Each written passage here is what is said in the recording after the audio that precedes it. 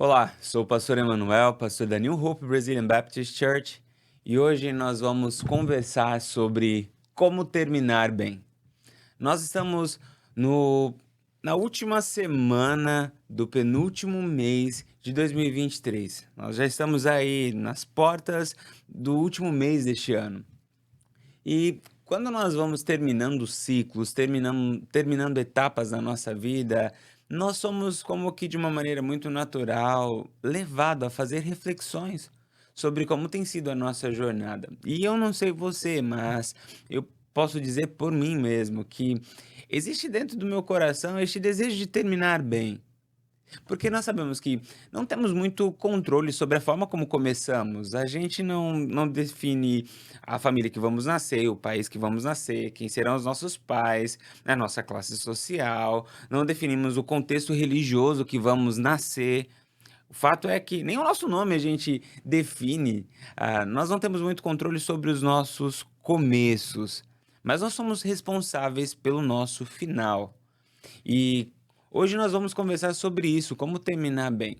E para refletir sobre isso, nós vamos olhar para a história de um homem que conseguiu terminar bem, em detrimento de toda a dificuldade, de toda a diversidade que ele encontrou no meio do caminho. Este personagem bíblico é, com certeza, um dos personagens que podemos dizer seguramente que terminou bem. O personagem a qual me refiro é Paulo. E nós vamos ler duas passagens sobre Paulo, ou melhor, de Paulo. A primeira passagem é 2 Timóteo, capítulo 4, verso 7 e verso 8. 2 Timóteo, capítulo 4, do verso 7 até o verso 8, esses dois versículos. Combati o bom combate, terminei a corrida, guardei a fé. Agora me está reservada a coroa da justiça que o Senhor, justo juiz, me dará naquele dia, e não somente a mim, mas também a todos os que amam a sua vinda. Aqui é o canto de cisne de Paulo. É como ele dizendo: bom, eu passei por dificuldades, eu passei por lutas, mas eu consegui fazer o que precisava fazer, e não apenas isso, eu terminei bem, eu guardei a, eu terminei a carreira, eu guardei a fé. E agora me é reservada a coroa, eu terminei bem. Nós, quando olhamos para a vida de Paulo, a gente consegue aprender muito sobre como viver. E eu vou pegar aqui apenas um texto que ele vai deixar para nós como que lições sobre este jeito de viver que nos conduz para um final bom, para terminar bem. O segundo texto que vou ler está em 2 capítulo 4, verso 16, 17 e 18. 2 capítulo 4, verso 16, 17 e 18. Por isso, não desanimamos, embora interiormente estejamos a desgastar-nos.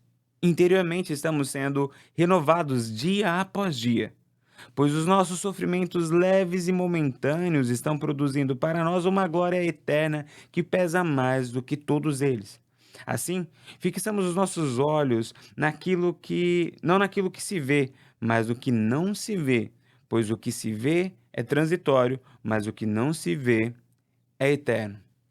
Este é um dos textos que podemos extrair lições sobre como conduzir a nossa jornada aqui na Terra. Neste texto, que é um pequeno trecho de todo o escrito de Paulo, a gente aprende que para terminarmos bem, nós precisamos de fé, propósito e resistência ao sofrimento. Eu vou falar um pouquinho sobre cada uma dessas áreas.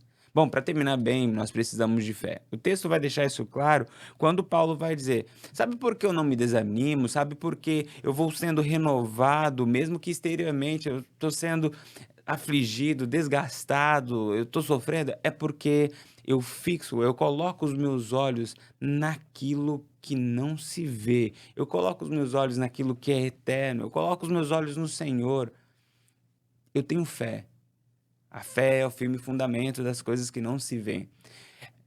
A fé é uma realidade crucial na nossa jornada. Sem fé é impossível agradar a Deus, sem fé é impossível tomar o caminho certo, sem fé é impossível vencer as nossas batalhas. Se você quer vencer as suas lutas, se você quer saber para onde ir, se você quer fazer a coisa certa, a fé é crucial na nossa jornada. Bom, e eu preciso ser ainda mais claro sobre o que quero dizer sobre fé. Eu não estou falando apenas simplesmente em acreditar que existe uma força maior no universo que simplesmente dá energia às coisas. Não é sobre isso que falamos quando nós dizemos fé, tenha fé. Quando a palavra de Deus nos ensina que devemos ter fé, ela está falando de uma realidade de relacionamento. Ela está falando de uma realidade de caminhar junto, ela está falando de uma realidade onde a gente ouve, onde a gente fala, onde a gente vê o Senhor agindo. É sobre isso, é esse tipo de fé. E é essa fé que nos ajuda a viver a nossa jornada aqui na Terra e a enfrentar os nossos desafios. É este relacionamento com Deus. Eu me lembro aqui, trago à memória a passagem que narra um diálogo de Eliseu com o seu servo. Eles estavam cercados pelo exército inimigo. O servo de Eliseu chegou para Eliseu e falou: mestre, nós estamos cercados e tem soldado para tudo quanto é lado. O que vai ser de nós? Neste momento, o servo está mostrando aflição, angústia, medo, olhando para a sua vida sem saber o que fazer.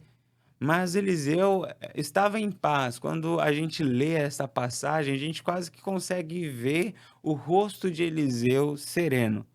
E ele diz: fique tranquilo, maior é aquele que está conosco do que o que está com outro exército. E ele falou: mas espera aí, eu não estou vendo nada, eu só estou vendo eu, o Senhor e o outro exército. E aí então ele ora, Eliseu ora ao Senhor pedindo para que o servo conseguisse enxergar o mundo espiritual. E aquele momento é quando os olhos da fé daquele servo se abrem e ele consegue ver a presença, a proteção de Deus. E naquele momento ele encontra paz. Veja, essa realidade da fé é o que abre os nossos olhos para conseguirmos enxergar Deus, é que abre os nossos olhos para conseguirmos enxergar o caminho. É isso que ajudou Paulo. Paulo fala: eu coloco os meus olhos não naquilo que se vê, naquilo que é visto, mas eu coloco os meus olhos naquilo que não se vê. Eu consigo enxergar aquilo que os olhos naturais não enxergam. Eu consigo enxergar aquilo que só os olhos da fé conseguem enxergar, que é Deus, os caminhos de Deus, a vontade de Deus, os planos de Deus. Para terminarmos bem, fé é importante. Sem fé, é impossível terminarmos bem. A segunda realidade que Paulo nos apresenta para que a gente consiga terminar bem é a presença do propósito. Paulo tinha propósitos. Veja como isso aparece no texto. Pois os nossos sofrimentos leves e momentâneos estão produzindo para nós uma glória eterna que pesa mais do que todos eles. Essa compreensão que os sofrimentos momentâneos, passageiros, estão produzindo uma glória eterna, que é o que ele estava procurando. Ele não estava atrás de prazeres momentâneos, bem-estar momentâneo, mas ele estava engajado, ele tinha um propósito de alcançar, vivenciar a glória eterna. Essa realidade do propósito, ela é crucial na nossa jornada para terminarmos bem. Quem não tem propósitos nessa vida vive como se nunca tivesse existido de uma maneira significativa. Morre como se nunca tivesse vivido e vive como se nunca fosse morrer. Quem tem uma vida sem propósito é alguém que tem uma vida pequena. Tem uma frase, eu não sei referir de fato quem é o autor, e que diz o seguinte: a vida é curta, mas ela não precisa ser pequena. O que é pequena, muitas vezes, a nossa vida é essa falta de propósito, saber o porquê estamos aqui, definir qual é a nossa missão aqui na Terra. Paulo tinha muito claro qual era o propósito dele. E veja, essa realidade ela é a que vai nos ajudar a enfrentar as nossas dificuldades, é o que vai muitas vezes nos dar força para seguir em frente. Estabelecer o propósito de nos tornarmos pessoas melhores, cristãos melhores, de crescermos profissionalmente, faz com que a gente consiga nos colocar no caminho correto, alinha todas as nossas responsabilidades, as nossas atividades do dia a dia, porque temos um propósito. Tem um autor chamado Viktor Frankl, ele escreve um livro chamado Em Busca de Sentido. E é interessante porque Viktor Frankl, ele é um dos sobreviventes da Segunda Guerra Mundial.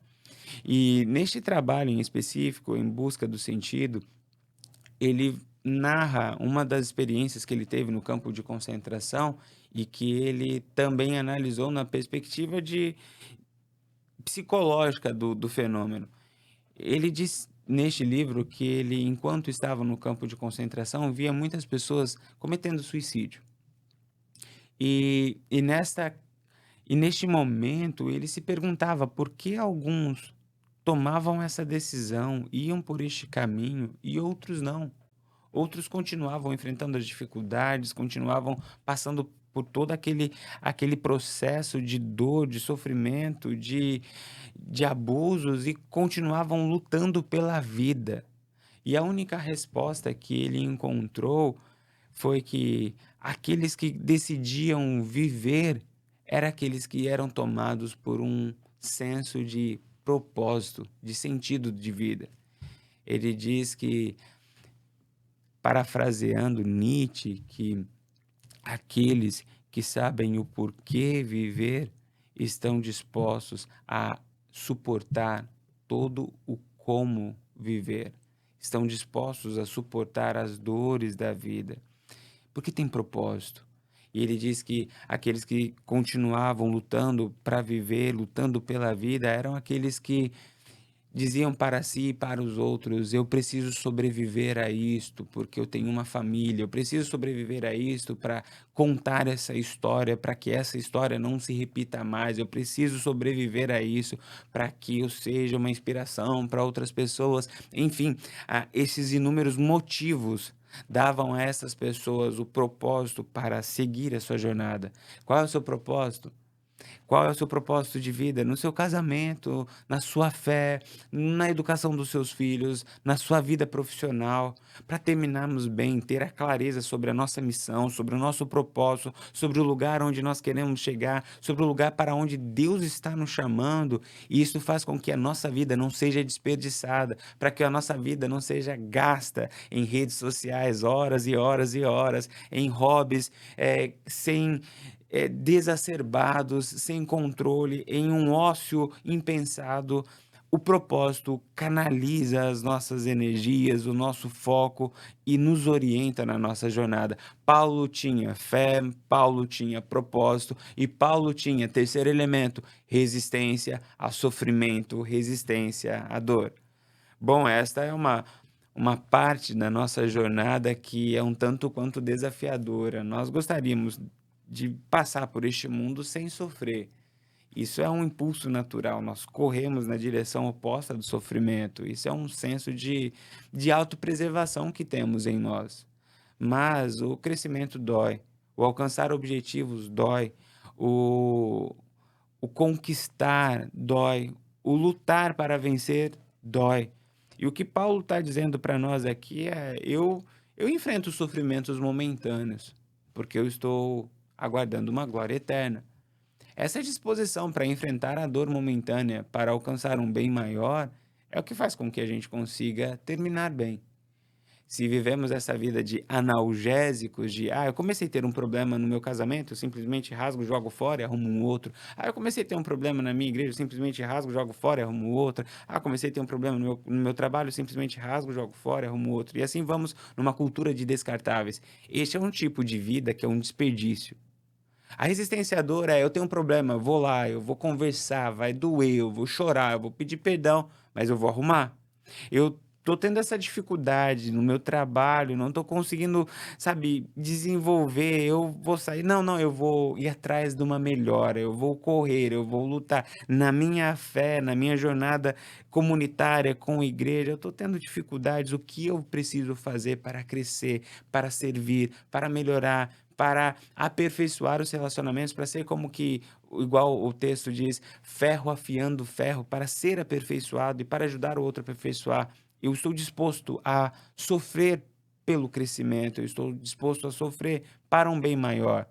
O sofrimento vai ser momentâneo, mas a recompensa vai ser eterna. Essa compreensão estava presente no coração de Paulo. E a gente vê isso na história de Paulo como um todo. Se formos fazer a lista aqui de todos os sofrimentos que Paulo passou, ela é muito grande. A gente vê Paulo sendo humilhado, a gente vê Paulo sendo caluniado, a gente vê Paulo sendo preso, a gente vê Paulo sendo apedrejado e tido como morto. E a lista continua. E a pergunta é: por que Paulo não desiste? Porque Paulo sabia que entre o propósito que ele tinha e o lugar onde ele estava, existia um caminho que era pavimentado por sofrimento. É importante ter propósito, mas o propósito por si só não é suficiente. Veja, quando atletas entram em uma pista de corrida, todos eles têm o mesmo propósito: queremos ser medalha de ouro. Mas a pergunta é: quantos conseguem alcançar a medalha de ouro? Apenas um. A segunda pergunta é: por que todos tinham o mesmo propósito e apenas um alcançou este propósito? A resposta está relacionada a todo o processo que estava atrelado à dor, que vem acompanhado de disciplina, vem acompanhado de abrir mão de noites de festa, de uma alimentação irregrada, e toda essa disciplina de um atleta, toda essa disciplina de treino, toda essa disciplina de alimentação e todas as outras coisas que estão debaixo deste processo de conquista, envolve dor. E talvez uma das formas de vermos essa caminhada, essa conquista pelo ouro, ela pode ser explicada nem tanto pela força do propósito, mas sim sobre a capacidade de resistência à dor do processo. Crescer dói, vencer dói, conquistar os nossos propósitos dói. Eu não posso dizer que todo sofrimento tem um propósito, porque tem sofrimentos que a gente busca, são consequências do nosso erro, tem sofrimentos que são contingenciais, são coisas que acontecem à nossa volta e nos atingem. Quanto a estes propósitos, quanto a esses sofrimentos, se nós amamos ao Senhor, a Bíblia diz que Ele faz com que todas as coisas cooperem para o nosso bem. Isso traz paz para o nosso coração. Ele usa essas situações adversas para o nosso bem. Mas eu não posso dizer que o sofrimento em si tem um propósito. Todos. Existem uns que sim, têm propósito. Embora eu não possa dizer que todo sofrimento tem um propósito, eu posso dizer com toda certeza que todo propósito tem um sofrimento. Porque ele vai nos tirar de um lugar e vai levar para o outro. Ele vai tirar do nosso comodismo e vai nos levar para uma vida de ação. Ele vai moldar o nosso status quo, a nossa zona de conforto, e isso dói. Se nós quisermos viver uma vida cheia de significado, se nós quisermos terminar bem, nós temos de estar dispostos a sofrer, de pagar o preço, de acordar mais cedo, de investir tempo em relacionamento, de buscar a palavra de Deus, de nos engajarmos em um curso, de acordar cedo e trabalhar pesado, trabalhar duro. Nós temos sim de ter essa resistência à dor, porque é isso que vai fazer com que a gente consiga terminar bem. Tem aquela frase que é usado muito por atletas, por pessoal que exercita o corpo, que diz no pain, no gain, sem dor, sem ganho. E acredito que sim, isso tem um significado também na nossa vida como um todo. Portanto, eu termino aqui a nossa conversa dizendo para você que quer terminar bem, que quer terminar bem este ano. Bom, pastor, mas esse ano já é tarde demais, já estamos em novembro. Bom, mas uma coisa boa que você pode fazer ainda nestes últimos dias que lhe resta deste ano é tomar as resoluções de, neste ano que está nascendo, desenvolver a sua fé, estabelecer os propósitos de Deus para a sua vida e ser determinado, a custe o que custar, cumprir a missão para a qual Deus está te chamando, os valores que Deus colocou no teu coração, as pessoas que Deus colocou na tua vida, a sofrer o que for necessário para fazer o bem e fazer bem feito. Assim, dessa forma, conseguimos terminar este ano bem, preparando o caminho para o ano que está nascendo. Dessa forma, nós conseguimos trilhar a nossa jornada aqui na Terra de maneira a pavimentar um final feliz. A minha oração é para que Deus abençoe a sua vida. A minha oração é para que Deus abençoe a sua jornada. A minha oração é para que você termine bem. Que Deus abençoe a sua vida. E conte com as nossas orações e com o nosso apoio. Deus te abençoe.